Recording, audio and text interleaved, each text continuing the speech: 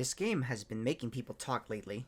They're either saying really good things about this or really controversial things about it. And I don't care about the drama, but I will tell you after beating this game, I can say that this game was definitely trying to do something different by using inspirations from other games. Like the closest comparison I could make with this is like it's similar to like God of War 2018 than it is to like a Soulsborne games, for example.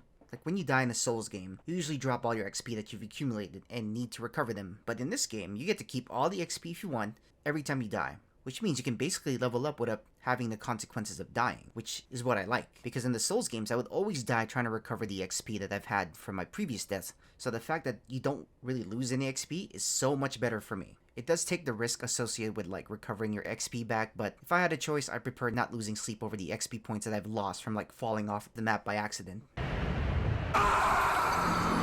The bosses in the game are pretty memorable. There are times where I'll be fighting certain bosses and I'll be like, how the fuck am I supposed to beat that? And then, there are some bosses that look cool but are just terrible to fight because of how bad the lock-on system can get. But overall, I'd say that the bosses are a big highlight about this game. They offer plenty of opportunities for satisfying dodges and just attacks that will kind of have you dazzle even if you happen to die to some of the attacks. And to talk about the graphics, they're crazy good. I would almost argue that it's very lifelike. It's a shame that I'm playing the game on my PS5, but if I had a beefy computer, I'm kind of curious to see how good it'll look on that screen, with all the graphics options like cranked up. But then I'd need the fire department to be on speed dial, just in case it starts turning my PC into a jet engine. You know what's crazy? Performance on the PS5 was surprisingly decent. I played the whole game in performance mode and only suffered a handful of times where the game was just choppy. It was towards the last end of the boss where the performance mode just really suffers because the amount of particles that were just being processed at one time.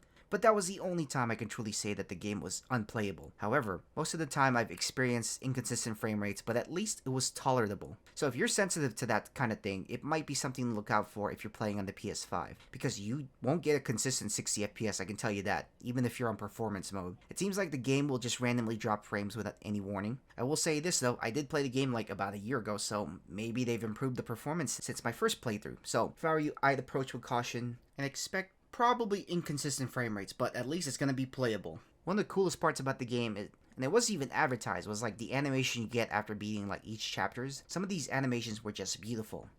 And it was like a cool treat after struggling multiple times from that big boss fight that was kicking your ass. And some of these clips you might have seen them floating around social media because that's how I found out it was from the game. There was one particular clip that I recognized, and I was like, what movie did that come from? And to my surprise, it actually came from this video game.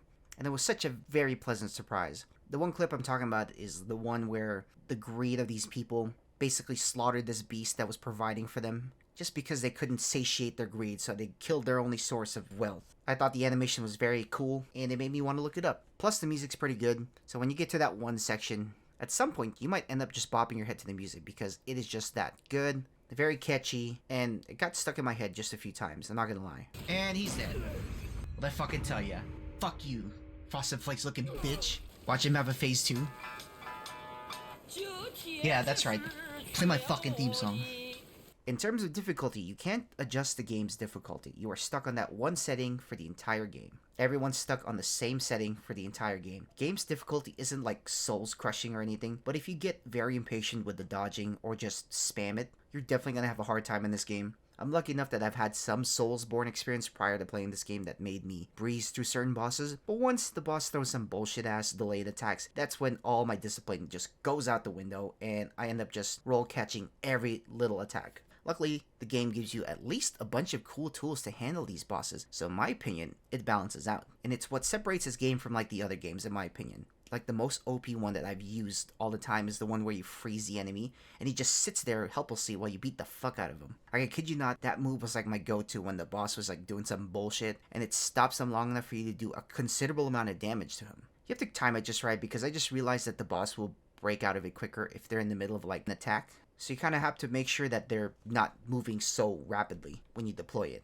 And another OP ability is the transformations. After you've defeated certain bosses, you have the ability to turn into some of them and use them during like the other boss fights, which is kind of sick AF because it doesn't consume any of your health, but the duration does decrease if you get hit or if you dish out too much damage. So it's not like you can just keep spamming it. You kind of have to be tactical with your usage, or else you're not going to make the most out of this ability. The other two abilities are kind of fun in my opinion. There's one that's basically the Shadow Clone Jutsu in Naruto, where you can duplicate yourself and jump the enemies. but you have to level up to that point first. I kid you not, I saw my clones jump this fool, freeze him, and then beat the fuck out of him. Like, that's so OP, but the only thing that balances out is, like, how much mana it uses. But if it wasn't for that, I'd probably just spam the hell out of it, to be honest. It was so fun to watch my homies just do the work for me. And the other ability that I was going to talk about is technically the parry ability. The game doesn't have a conventional way to parry, but there's an ability that kind of fits that description to a T. But the catch is it uses mana, which kind of sucks, but it allows you for an opportunity to just weave in attacks while stunning the enemy.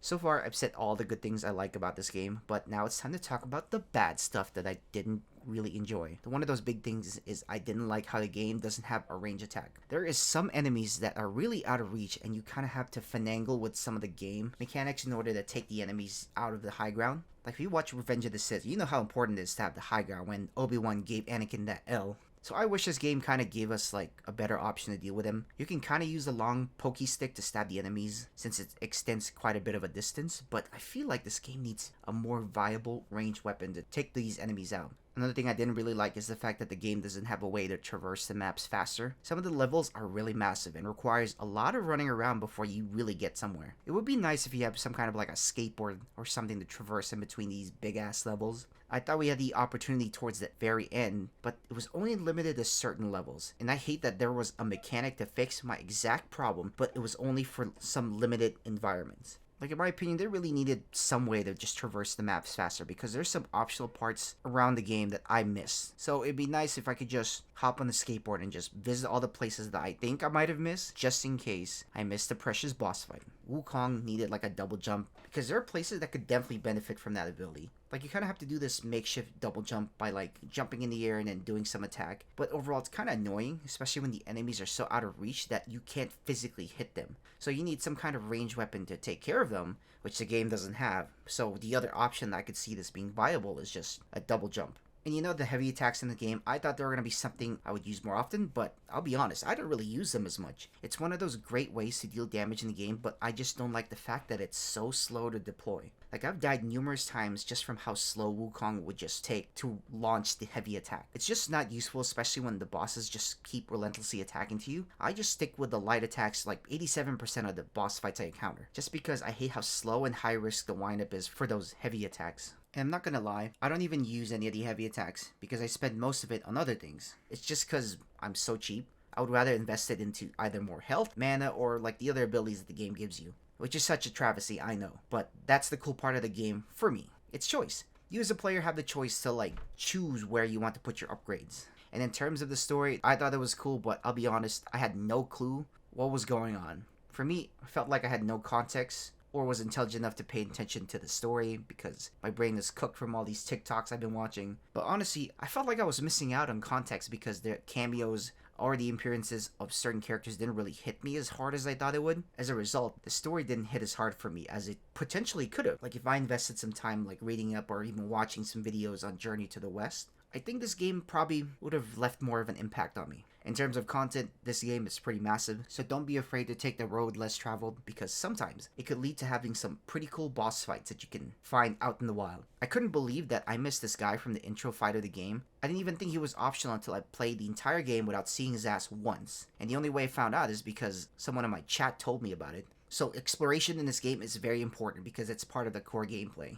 To get lost and just discover things just from exploring every nook and cranny of this level. So whenever you get a chance, try your best to avoid the main path in order to find all these little secrets that the game has to offer. But overall, I think this game should be something you'd consider picking up. It's really good. It offers a shit ton of content and bosses for you to fight, and Wukong's abilities make the game really interesting to play. The story was somewhat confusing for me who didn't invest in watching Journey to the West or read up on it, so maybe watch some of those before you do play this game. But if your thing is just boss fights, like you like fighting all these bosses, this game is definitely the game for you because there's a lot of them in this game. I will say the performance is still iffy because it is pretty demanding. But if you're playing on a console, I can tell you from my experience, it's smooth for the most part. But despite looking incredible and running on performance mode, you might still see some dips in the gameplay. So just be warned, it's possible. So if you see this thing on sale, definitely pick it up. But if you have the budget to play this game, it's definitely worth a playthrough if you're a fan of the Soulslike genre or some God of War gameplay. Well guys, that's all I have for you today. Go and hit the like button and subscribe, and then I'll see you guys on the next time.